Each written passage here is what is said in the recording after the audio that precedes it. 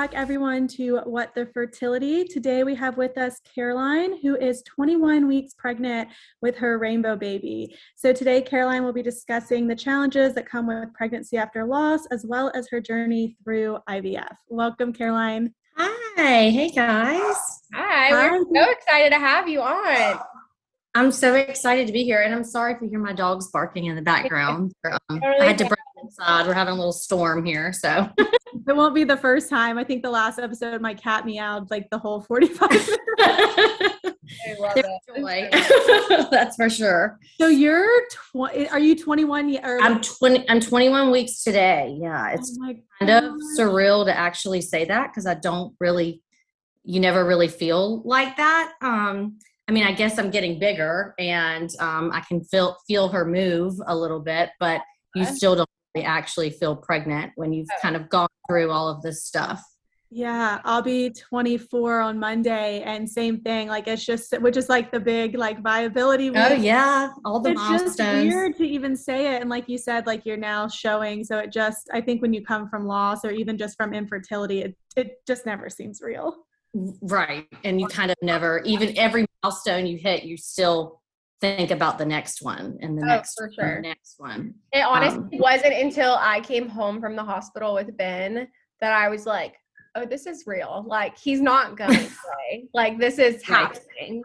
So I told her. Amanda has to keep reminding me of that because I'll be like, so when did you? And she's like, no, you don't. You just like you have the baby. Not to just like discourage anyone, but like that's the reality of like after a loss, like through pregnancy, you're gonna always be scared because it's always like, what if this happens? What if this happens? And so like, right. I'm gonna be honest with you. Just wrap myself in bubble wrap and then just sit on the couch for 9 months and not go anywhere and only eat, fruits and vegetables and like. Right. That's kind of what I wish I could do, which, that's not the reality of it. So. Well, Caroline, for our listeners, and really for Amanda and me too, because I met Caroline, probably you had just started your IVF journey, I believe. Yeah. So I guess that was probably last summer, July or August last year. Yeah. Yeah. So if you'll kind of start even before that, kind of, your journey through even finding out that you were going to have to go through infertility, I'd love to hear that. Yeah. IVF. So I got married at 30, and I'm 33 now. I got married at 30, and my thought process then was, oh, we'll be married a year, and then, then we'll get pregnant and have a baby, and woohoo, life's so easy and perfect, right? Essentially, in March of about 2020, I got off birth control and we started trying to have a baby. And it was really obvious pretty quickly that my body was not doing what it was supposed to be doing. Because as I never got periods back, I never got my period back. And it's so interesting because I knew so little about women's reproductive health. Like, I don't know where we're supposed to learn all that stuff, but I was like, this is weird. I'm not having a period. And then my OB was like, well, that means you're not ovulating. And I'm like, what? You just don't think, you don't know those things. We learned that in health or whatever, but I knew very little going into this, exactly how complicated women's reproductive health is. So I went and did the blood work, like a lot of women when they do, the pre-pregnancy or trying to get pregnant blood work. Everything looked fine. Nothing like stuck out as being, having low AMH or having high insulin or having all of those things looked fine. And so I started about 5 cycles or 5 months of letrozole. Just trying to see if we could, get me to ovulate. And I really never did, and it never worked. And I think my OBGYN would have had me continue that route for a little bit longer, but I really just was like, no, I want to go see a specialist. I want to go see a specialist. So that's one thing. Advocating for yourself is so important. And I think I've mentioned to you before, Kat, but we're both type 8s. So I have no problem telling people what I want to do. And I was like, no, I want to go see a specialist. I don't feel like something's right. This just doesn't make sense. And so I went to a reproductive endocrinologist. We did 1 round of timed intercourse and then 2 rounds of IUI. And after IUI, I got pregnant And I was really excited, and I was like, okay, yay, it's finally happened. My body needed to be kickstarted to sort of do what it needs to do. And I ended up actually losing that baby. We had a miscarriage around 10 weeks. So even then, it was sad, and I was very upset, but I still had a lot of hope, I think, because 1 in 4, pregnancies end in miscarriage, which I learned. And so that actually kind of made me feel a little bit better. And the doctor assured me that, chromosomal issues happen. And so the next time I get pregnant, that wouldn't be an issue, because usually, the second time is fine. So Caroline, so you actually, which is, I feel like so rare, you actually got pregnant through an IUI. I did. And I did not realize how low, the success rate of IUIs are. They have 30% or something like that. Yeah. I think it's even like, I think it is like 25-30%, which is. Right. So, and it was my third, we did timed intercourse. It was my second IUI. And so, we had already decided if that didn't work to move on to IVF. So I was kind of thrilled, like, yes, don't have to do IVF. We're going to save some money. This worked. That's fabulous. And, but then of course had the miscarriage. And I don't know if you're comfortable kind of going into it, but I mean, so like your betas were normal. I mean, miscarriages are so shocking, right? Because it's like, oh yeah, things are going, and at 10 weeks, I mean, most people that are 10 weeks feel like they're in the clear at that point. Right. So, a week before, we had told my parents, we were actually going to meet John, my husband's family, that day. We were leaving to go down to Florida to tell them. And so I really kind of let myself relax. And I had a little bit of spotting, which of course I immediately called and was like, oh my gosh, and they're like, it's fine, come in for an ultrasound. This happens. It's normal. And the ultrasound showed that there was no heartbeat. So it was very shocking. And, you kind of don't think it's going to happen to you. No, and I really didn't know any friends, that had gone through. I mean, I hadn't met our group of infertility sisters, as I like to call them, yet. So I really didn't know anybody that had gone through anything like that. So was this because I'm trying to do the timeline. Did you do like letrozole for 5 months? Is that what you said? Yeah, it was about 5 cycles. So this actually happened I guess I started letrozole in May of 2020, and then this happened in May of 2021. Okay, so right before, almost about a year later. Yeah. Okay. Wow. So yeah, it had been almost a year of trying, and so it was like, oh, finally, it worked. And then, you have that sort of letdown, but I still wasn't, I guess, that concerned about my body, really. I thought, okay, well, I can get pregnant again. I've gotten pregnant once, I can get pregnant again. And so your body ovulated, like you got pregnant. So right. Like you can do this again. Right. And of course the grief that's associated with miscarriage, I know y'all, you've experienced it, Kat. I know you've experienced. So I'm working through all that, but I'm just trying to pull at any optimistic string I can find. And that was what I found. Okay, I can get pregnant. I'll get pregnant again. And Amanda, I think that was similar to you, right? Because your miscarriage was a little later as well. Yeah. So the baby stopped growing at 8 weeks. And we did see a heartbeat, which is like, I mean, usually when you see the heartbeat, then it goes down to, I think it's like, I don't even know, like 20% or something that it happened. Oh, yeah. Yeah. So yeah.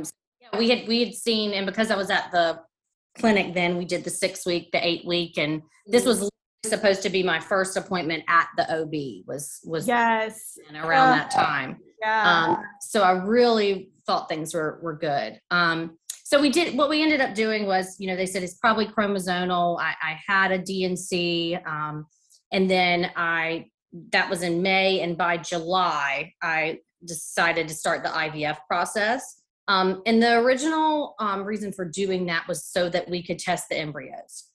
The assumption was it was a chromosomal issue that caused the miscarriage. So now let's, see what we can get. We'll test the embryos, and then maybe we can avoid this happening again.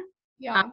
And so I started IVF, and I never really understood how invasive and time consuming IVF is. I mean, it's really like a second job. Real, yeah. It takes over your entire life and my husband's life, because he was there for every shot and almost every appointment, and so it puts your whole life on hold.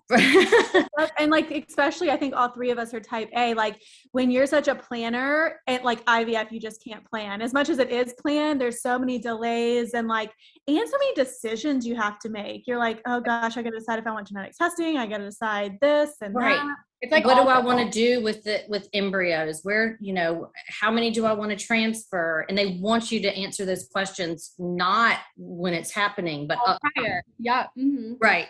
And so, which I understand why they do that, but it is a lot to think about. I even remember the question up front about like, if your spouse dies or like or divorce, there's a whole paragraph on what you do if you divorce. And then there's like a whole paragraph on like, if one of you die. Right. Yeah. And my husband and I were, and you too, Kat, I think we got married around the same time.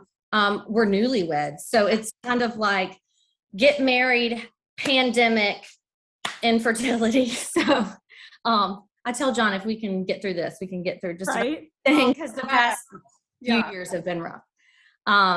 So we did our first round of IVF, and like you said, they tell you about 48 hours before when your egg retrieval is going to be. So that literally kills me, because I'm, like you said, a planner. I have my calendar out and I'm trying to figure everything out.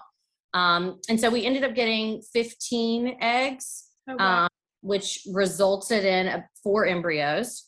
And then we sent them off for testing, but I just felt good about it. I'm like, okay, that's great. Babies, they're going to be fine, right? Yeah. They said that if I got pregnant again, that the chromosomal issues wouldn't really be happening. And so I really just thought, okay, we've got 4 embryos. We can complete our family, my dream family, and sort of, again, let my guard down. And I was about to go get a massage, and I got the call from the fertility clinic, and they were like 3 of the 4 are abnormal. And that just sort of blew me away. And that's really when my unexplained infertility came in. 3 of those were chromosomally abnormal, all over the map, all different. So it wasn't a genetic. I was going to ask if it was like one chromosome they were all missing, or was it all different? No, they were all different. Shows that it wasn't like this genetic thing. One of the chromosomes, he said, was missing even one of the sex chromosomes. My husband had given a Y, but I hadn't given, there was no X chromosome.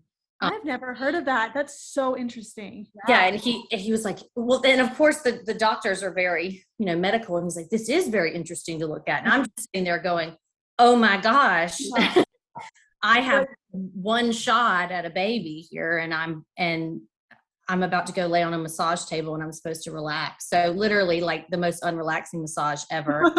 You still went? To say good for you. Well, I was literally, I was like, well, what am I going to do? This might help. Might as well. I'm laying on the massage table, and I'm just thinking, okay, I need to call and tell my husband. How am I going to tell him this? How are we going to go through? Because now it was like used to be something was not working right. And now it became something's wrong. And the added pressure of having one. Right. Because especially like when you find that out, the egg retrieval is so raw and real, and you're like, I don't want to have to do that again. I don't want to have to do that again. And you get the one, and you're like, I'm going to have to do it again. Right. And I'm kind of I even went so far as to think, should I do back-to-back egg retrievals?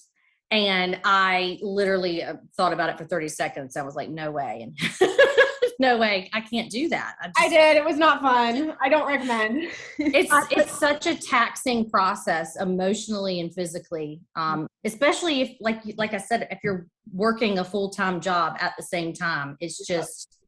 Yeah, Amanda, I don't know how you did it, because that's actually how I ended up pregnant. Was I was too scared to do it again. And so I was supposed to do it in January of this year. And I was like, you know what? I just can't mentally. And then I was going to do it in February, and I got pregnant. I honestly, I feel like I just would have I was just like on that train. And I think so many people can relate to that. Like once you jump on the like fertility train, the IVF train, or whatever it may be, like if you get off of it, you're like, I don't know if I can get back on. Get back on it. Was just like going. I'm like, I'm just going to keep going until I get a baby. We're not going to stop. I'm going to keep riding this train. And it is. And for Amanda, and for Amanda, you didn't have the transfer, right? So you were just like, okay. And so for like, Caroline and I, they all came back abnormal. So I'm like, oh, we're going right in. We have nothing to transfer. So let's just start over. Let's do it again. Yeah. Okay. So you leave the massage and right. Feeling not relaxed. And I just said, okay, I'm just going to be positive. We're going to be positive. We're going to go into this transfer and it's going to be a beautiful experience. And this is, we're going to pray and everything's going to be okay. And I didn't want negativity. I didn't want to even think about, plan B out loud. Yeah. So please talk about it with my spouse and, my family, my mom, really. So I didn't talk to anybody about plan B, but in my head, I'm like, plan B, plan C, plan D. What are we going to do if this doesn't work? And the transfer didn't work. So when I, found out, I kind of had a feeling after the transfer for whatever reason, the perfect embryo, they tell you, they grade them and all of that. The perfect embryo didn't stick around. And then plan B went into action, and plan B for me was, let's do another egg retrieval. So I just immediately started another cycle of IVF, which I don't, like you said, Amanda, I don't recommend. If I could go back, I wouldn't change anything now because obviously I'm pregnant and I'm feeling good and she's healthy. Yeah. But I never stopped for 2 years. It was just, what's the next thing? What's the next thing? What's the next thing? And I think that has a lot to do with my personality, like I want to control everything. And what I can control is continuing this. Mm-hmm. But it was not healthy mentally at all. And I think like with IVF for me, like that is my personality too. But like even on a bigger scale, like you said, you got married at 30. So you and I both were in our 30s trying to do this. And it's like, if we take a break, it's just going to delay the end goal further and further and further down the line. Right. Exactly. And so we did another round of IVF, 9 eggs, 4 embryos, 3 of the 4 are abnormal. So I literally was right back in the same, deja vu. I didn't know that. Or position. If I did, I didn't even put it together. Did they change like your protocol or like anything? I think they put me on metformin to enhance the egg quality because the embryos were all over the map with different, chromosomal issues. I said, oh, did I party too hard in college? Like, did I do this to myself? And he was quick to say, no, this is something that we see that is not just environmental. He said, I have a feeling that you were born with some of these egg quality issues. And of course, you just don't know that until you get deep in sort of into this whole entire infertility world. You don't know what your egg quality is. I mean, we can look up AMH with a blood test, but you really don't know those things. And I think with people that don't even go through infertility, don't even know it's a possibility that your eggs can be quote unquote poor or of poor quality. Yeah. Why would you think exactly? That? No, none at all. And so actually, Kat, that's kind of where you came in for me. We decided on the second round of IVF to do the ERA, to do the endometrial biopsy, which is endometrial receptivity analysis. Is that what that stands for? All these acronyms, we just throw them out there in the infertility world. And my friends are like, okay, what does that mean? You can't just say these things. So basically we went in and we did a biopsy of, you go through the whole entire process, just like you would do a transfer. So you get to the quote unquote transfer day, but you're not actually transferring. You do all the meds, you do the PIO, and it sucks because you're not going to get a baby out of it. But we did the endometrial biopsy and it came back pre-receptive. And so that I was like, oh, knowledge, more knowledge, like now more answers. So I need more progesterone. I need to take more of these shots. And so that's what we did. And the second transfer worked. So here I am. So and we don't have any other embryos left over. And of course, people love to ask questions that are not, you don't really want to be asked. Like, are you going to have another one? And I'm like, I know that's something that I feel like just even being pregnant, like after loss or after infertility, people are like, you're going to have another one. And you're like, you have no idea how long it just took me to even get this here. Like, yes. I'm just waiting for the baby to come out and breathe. Like I don't know. Seriously though. And you really they don't understand, egg quality issues. So they're like, oh, I know a friend that this happened, and I know a friend that this happened. And I'm like, yeah, well, according the math for me, that we have a 75% chance, 6 out of 8 embryos were not. The worst is like, now that you're pregnant, you'll be able to get pregnant easy next time. Or I get that all the time. They're like, yeah, you're going to just get pregnant now that you have like all your adopted embryos, Ben's here. Like, you'll just get pregnant naturally. And I'm like, okay, in theory, that sounds great, but like, don't keep adding that like pressure and my hopes and like all, like, it's just too much. Like, let's not. And infertility is a sort of, we only think about the effects of it within our childbearing years, but I'm still have infertility even as I move forward after having this baby. You're not cured of infertility once you finally get pregnant and once you finally have a baby. So I think that's hard for people to understand. And that's just the stigma around it too. Infertility is an elective medical thing that you can do, but it sure as hell doesn't feel elective when you're going through it. It's life or death. I think what you just said, Caroline, is so showing of even the three of us just sitting here talking today. Like, Amanda, you went through years of this and you have your son, and like, you and I, Caroline, are in our second trimester of pregnancy, and we're spending our Saturday talking about infertility. Like, we're still so involved in it, even though we Amanda's on the other side. You and I are almost there. But it's so true. It really is. And it's important be important for me to say that I feel so privileged to even be able to get this type of medical care and to have access to, the fertility clinics and the reproductive endocrinologists and health insurance. And most people do pay out of pocket, but even the fact that I can, afford it. And so it's such a privilege that is denied to so many other, women. I wish we could get to the point where this would be standard medical care. And that's, a whole nother topic for a whole nother day. Yeah. But like so being connected to the infertility community, there's a lot of women from Canada that have like either followed our podcast or have reached out to me individually. And watching, like, they have to wait. And even I have a friend, it's my husband's friend, and his wife and him are in England, and like in London, it's like a 9-month wait list just to go to the consultation for your appointment. Yeah. And even then it's like, oh, no, you don't just like go do your hysteroscopy and you get in the next month. It's not the same. And America by no means has amazing healthcare, but like, at least we have the opportunity to go the private route and, control the timeline. Very, very. And we live in, I know you're in Charlotte, but I'm assuming it's the same, but in Charleston, we've got 3 clinics to pick from. And so that's wonderful. And I'm thankful for all that. I'm also thankful with the doctors that I ended up with for listening to me, because I know a lot of women do not feel like they're listened to. Something's wrong. And mine also continually listen to everything that I needed and wanted to do. So that's also something that all these ducks have to line up for you to sort of get to where you are. And I'm thankful for that. And I'm thankful for the privilege to have it. So let's go back, if you don't mind, 21 weeks. Okay, all right. So now we're on to the like pregnancy after loss. So go in for beta day. Right.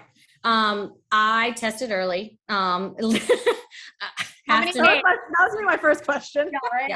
Day 5 immediately tested. And I'm in there in the bathroom, and there's literally like, I thought it was a hallucination, just the faintest little second line. And I'm pretty sure I'm in this chat room with a bunch of women going through infertility. Many of them I've never met. And so I take a picture of it and I send it to them, and I'm like, tell me, do you see it? Am I crazy? Do you see it? Is it there? I see it. And so My husband, don't show it to me. I don't want to know until the blood test. Oh My my God. husband, Aw. yeah, I have full PTSD from reading those lines. Like I Yeah. really do. And especially because I've had chemicals. So then I'm like, my husband won't even like freaking look at it now. And Right. well, I mean, in the past, he was like, nope, I need you to go get the beta. I don't know if that's a line. Right, exactly. So I tested every single day leading up to the beta. And then if it was confirmed, and then it doubled. And so that was wonderful and great, and went in for the first scan and everything looked good. And then I had ended up having at 5 weeks, 6 days, just this massive bleed. And I was like, I told my husband, I think this is over. Didn't stick. And so when I went in, my mom was actually with me, and he's going, doing the great transvaginal ultrasound that you've had a million of, that you get used to through IVF. Well, Caroline, I remember before you say the outcome, like I remember in the group message, you said, guys, I just miscarried. I'm going to confirm. It was not spotting. It was very traumatic. I mean, it was everything. I thought, that was inside of me, the lining, everything. I just, and at 5.5 weeks, you're like, what else is there? Yeah, exactly. And I don't know, like, I know you're about to say, for your outcome, but like, I know for us with Ben, I also had like a huge bleed, and then I ended up bleeding a lot of my first trimester, but I was like, literally, so we live with my in-laws right now, and I was on the floor screaming, crying, to the point, because obviously having a miscarriage prior, like I was screaming on top of my lungs, it's happening again, sobbing. My mother-in-law comes running in. I mean, so like, it is so traumatic. I was convinced. Yes, I was totally convinced. And so I ended up going to the doctor, back to the clinic, and they gave me a scan, and they said, this is about as early as you're ever going to see a heartbeat. And I was like, what? What's happening? Yeah. And they have no idea, where that clotting came from, where that blood came from. And then I had another bleed at 10 weeks and went to the emergency room for that one. So in my first trimester, even with this pregnancy, we had, those 2 threatened abortions, which was, you're just waiting for the other shoe to drop constantly, always waiting for the other shoe to drop. I think when you've had a loss too, you're like, well, I know, because what you said in the beginning, you don't ever think it's going to happen to you. Well, then it's happened to you. And so you're like, oh, this could totally happen. This is happening to me. It's not that it could, this is, I'm that person. You like automatically think then it's happening. Like it's the opposite. Yeah. Right. I'm pretty much convinced that if it can happen to someone, it will happen to me. Right. So, and that's how I feel. Same thing with, the embryos are going to come back fine. I mean, they're already here. Well, actually, you've got, bad eggs, or, whatever you want to call it, egg quality issues.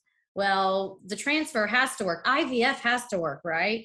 Mm-hmm. Transfer failed. So I was just so used to preparing myself for negatives that the idea that a positive, normal doctor's appointment could ever happen was not something that was in my wildest imagination. You just sort of constantly wait for the other shoe to drop. So, and I've kind of, I'm in second trimester. Yay. I'm so excited. I make the countdown to out of first trimester. But even then it was like, okay, well, let me get me to the anatomy scan. Let me make sure everything's okay at the anatomy scan, and then get me to third trimester. And now I'm waiting to feel her kick, right? Because I really haven't yet. And so it's always just waiting for the next thing, and hoping and praying. I've gotten so many DMs. And Caroline, I think you did something smart. So like, I share stuff on my personal Instagram. Caroline created Instagram for sharing all things pregnancy. And I think that came from a place of how different it was for you to see that, when you weren't in your current state. What is that tag handle, so that people, I don't think I'm going to say it right. It's Minnie Merritt. That's my last name. Minnie Merritt. It's M-E. It's Minnie Merritt for a while. Yeah. Super cute. But what I was going to say is I get all these DMs, and people are like, you just are reminding me to just like be carefree and celebrate the pregnancy, even though I had a miscarriage. And I'm like, okay, might be able to post that like the anatomy scan went great, but like, if you guys really think that I'm just like over here, she's going to be here on October 1st and that's that, like, Amanda knows I'm terrified that I'm going to now be in the stillborn category. Like Oh yeah. it's never ending. If I sleep on my back, that increases the rate of stillborn. I'm Googling, and, I found out that I have 1% of us have a single umbilical artery. So I'm Googling that every other day, even though I've been told you're fine, the baby's fine. So it's always something. And like you said, I like to kind of compartmentalize things. So I did create that other space. A lot of times just for other people, we have this community. And one of the best things that I ever did was create boundaries. Like, I'm going to mute somebody. I'm going to unfollow an account. if it doesn't, help my mental state through this. So, and like, I encourage everybody to do that. It's not selfish of you to take care of yourself, but no, I did it. I baby shower if you need to, like, do the things to take care of yourself. So I did it. And I think all three of us could maybe speak to this, but like, even now, like, I found myself like yesterday, or maybe it was even this morning, like wanting to post just like an Instagram story with my bump. And it's like, I feel so much guilt doing that. But then because I've been on the other side of it, like, I can tell you like 7 people that did that when I was going through infertility, and it wrecked my whole day. So I'm like, it doesn't serve you that much to do that. But then on the other hand, you're like, this could be the only time in my life that I ever get this experience. This might be my only pregnancy. 100%. And the guilt that's associated with it is, and then I feel your body's changing throughout this, right? So pregnancy's hard on its own, regardless of how you got here. So your body's changing, and I'm like, oh, I'm frustrated with how my arms look, or this look, normal thoughts. And I'm like, oh, how dare you think that? Yeah. How dare you, you worked so hard to get here. And so you're constantly analyzing your emotions and your thoughts and what you're putting out there. And so it's just a cycle. That's even like, and I know I even find myself doing this now, is that like, okay, well, when I was obviously going through everything, even pregnant, and someone would complain about like their newborn, or like they didn't get much sleep, or whatever it may be, I would be like, I would like vent to Chris, and I'd be like, they're being so ridiculous. Like, I would get angry. I'd be like, they have a baby. Why are you not like just grateful? You don't need to complain about it. But now it's funny, obviously, being on the other side of it, that like I try and catch myself, and you're like so much more conscious of it. I feel like that. And same thing, Kat, you were like, I don't know if I should like post this, but like, it is real life of what you're going through in that moment. So I think like you're saying, like having those boundaries of, I don't know, it just is, it doesn't go away. Like, it's hard because like even this morning, like I posted 3 stories of Ben, but even still in the back of my head, I literally was like, oh, should I post like 3 in a row? Like, what if someone is following me right now and all they want is a baby, and like I'm just like a constant reminder of what they don't have? So like, it literally is still there, and it's so crazy how it just does not go away. I think it's best to, and obviously I have to practice what I preach, but it's best to show up with authenticity. You wanted to post 3 stories of your beautiful son, right? Show up with authenticity, give yourself some grace, and then you also have to sort of rely on other people to also protect themselves. And I remember saying that to myself, you can exist in a place where you're happy for someone, but you're also jealous of the fact that they got pregnant easy. Yeah. But it's my job to maybe I need to mute that if I'm feeling their job to cater to me. It's my job to sort of set those boundaries so that I can allow someone to be their authentic self. So I love that. I feel like we're going off on a tangent, but this is actually really awesome dialogue. I feel like I know that when I can just remember, and I keep using this in my current situation, like I was dying to get engaged. Like I got engaged at 28, which is fine. But like some people get engaged earlier, or I'd see people, I worked at an OBGYN office, so I'd always see the husband and the wife. And I was like, wow, they have a miss in front of their name, or they, it says like they're married and that's their husband. And I just would be so jealous. And when other people would get engaged, I'd be like, oh, that's not, why isn't it my turn? And then when I got engaged, I wanted all these people to celebrate with me, but I had been so hesitant to celebrate with them. So like, it kind of just goes with everything in life. Then it was like the wedding, and then it was like the honeymoon, and then it's the baby, and the next thing. And so I try to remember sometimes, like things happen in the right time, and it's not my time, but I don't want to not celebrate for them either. Like, I Right. know I'm gonna have a baby shower in a couple months, and it was so difficult for me. But what Caroline, you're saying, show up authentic. I told my friend Mandy, I was like, I'm gonna come. I might last 3 minutes, but I'm gonna Right. come and cry. But this is really hard for me, and it has nothing to do with me being happy for you. I literally walked in there, looked at everything, put the gift down, turned around, and left. Right. And true friends will understand. Absolutely. I think that's another thing about informing people. We're both, all three of us are very open, and being open about how I feel and what I've been going through has obviously, sometimes it brings on comments you don't want to hear, right? Because you're opening yourself up. But more often than not, I have been met with support and understanding, and rather than just not showing up saying, like you said, this is hard for me and I love you, but I want to support you, but right now I've really got to, take care of myself. Yeah. I think when you inform people of what's going on, it ends up being so much better in the long run. Same thing with all my coworkers at work. I'm a teacher, and I went through a whole round of IVF while I was teaching. And so I just told my coworkers, I told my boss, I'm going in for an endometrial biopsy. That's what I'm doing today when I'm not here. And maybe sometimes it's too much information, but more often than not, it's informing people of what's going on behind the scenes so that they can support me the best way they can. So I found that as well. Yeah. So I feel like we kind of stopped at the 10 weeks, and I know you had name dropped a few other things, but really after 10 weeks, I mean, you've still not had an uneventful pregnancy. I mean, you still had some crazy kind of stuff pop up, right? Well, yeah, besides the single umbilical artery, yeah. I went into, I couldn't help it. You're used to getting scans every week when you go through IVF or a transfer. And so once I was a regular pregnant patient, they're like, okay, see you in 5 weeks. And I was like, oh my gosh, there's no way I can wait that long. So I actually went into, some people recommend this, some people don't, but I went into and I paid for one of the ultrasounds. And Kat, I think you've been there too, so it's just supposed to be sort of, you can hear the heartbeat, you can see your baby. They're not supposed to diagnose anything.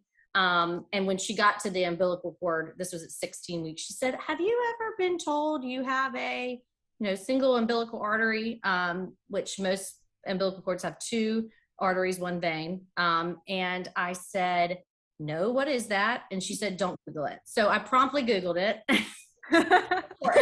And it can be a sign of, the heart and the kidneys are forming at the same time that the umbilical cord is. So a lot of times, there are heart defects that go along with it. A lot of times there'll be babies born with, 1 kidney and so I was losing my mind, and I called my OB, and she said, okay, we're going to send you to a maternal fetal medicine doctor. I drove an hour out of town to get to them, just because that was the closest appointment time. I didn't want to wait. And everything was fine. Everything looked fine. I was like, just tell me she has 2 kidneys. So we saw the 2 kidneys. We saw the 4 chambers of the heart. It was so great. And then he goes, but you do have an extra vein in her heart. And I was like, oh my gosh. It's just one thing after the other. These are not fetal anomalies, not defects, but it's still, you assume that once you get pregnant and once you get to the 2nd trimester, and you assume that all women just sort of say, oh, everything looks great, see you in 2 weeks. Oh, everything's fine, see you in 2 weeks. And it's literally a roller coaster. Yeah. That's something I didn't realize. Like, even say somebody that doesn't go through infertility, doesn't go through loss, they still have that 9-month experience of ups and downs. And I had blinders on to that for sure, because I was like, well, they easily got pregnant. And I ended up talking to 2 of my friends who didn't have infertility issues, who were like, oh, I had to go to a maternal fetal medicine, or I had to come back for a second anatomy scan because they couldn't see certain heart chambers. And so all women are going through exactly. I totally put blinders onto that. I just assumed that once people got pregnant and if they had healthy babies, the pregnancy was easy. Yeah. And that's not at all the case. But like I said, things are fine now. I've calmed down, I think. Will you still have to go to the like maternal fetal anymore, or are you like graduated? So because of I'm classified as high risk because of the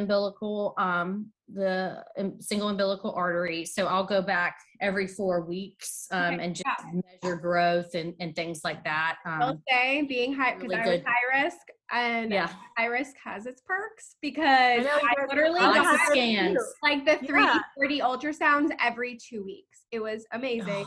I literally, so you just like, and then you just get to watch like them grow. And so as scary as high risk is, like you're constantly going to the doctor, which is nice. So you like have that reassurance that everything's fine. I definitely need the constant reassurance. Yeah. Sure. It keeps me off Google. Yeah, I think Caroline and I are at the same MFM, but like I went to, and I didn't know I was going to be high risk, but they just sent me there for my anatomy scan. And they're like, well, because of all your losses and the hyperemesis, we'll see you every 4 weeks. And then my OB see me every 4 weeks, but it's off by 2 weeks. So I go to the doctor every 2 weeks. And I'm like, every time I leave MFM, I think they're going to just like sign me off. And they're like, we'll see you in 4 weeks. I'm like, oh, but you get to see the baby. So correct. Yes, absolutely. So it's a journey. I mean, women, I tell my friends all the time, you know, infertility or not, but women are freaking strong superheroes. Mothers are, you know, insanely courageous. And so it definitely feels awesome to be a part of the community that we're in. And I just love the way that social media is moving in like with the fertility world, because like 10 years ago, this did not happen. Like women did not have this community. So it is incredible as where we're at now. Did you guys see, it was either yesterday or today, Katrina Scott was the very first pregnant woman to ever be featured in a Sports Illustrated magazine. Right. Incredible. And while she was Rookie of the Year, she was going through IVF. And so that's just, it's awesome. It is. Well, I was going to ask you if there was anything else you wanted to like share with the audience, but you really kind of just closed it up so beautifully just then. And I think we touched on a good portion of your story. I mean, I know you and we've never met in person, have we? No. My good friend Sarah Richards Worrell knew you. Yeah. I had just gone through my loss, and she said, you've got to follow this Instagram account. I just know that you will resonate. And like you said, social media has totally brought me this community that I literally went through both rounds of my IVF, a failed transfer, all of this stuff with pregnancy with this group of 30 or 35 women formed here, you know, in the Low Country. And I don't know what I would do without y'all. And it's all because someone said, hey, follow this Instagram account. So it's awesome. So I'm really thankful.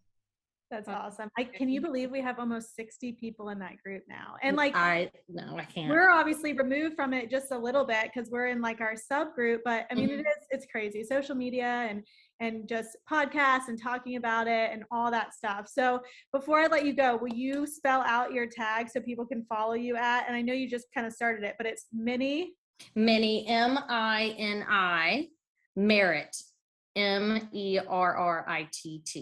Perfect. And we will put that in the show notes too. All right, thank you. Well, thanks so much, Caroline.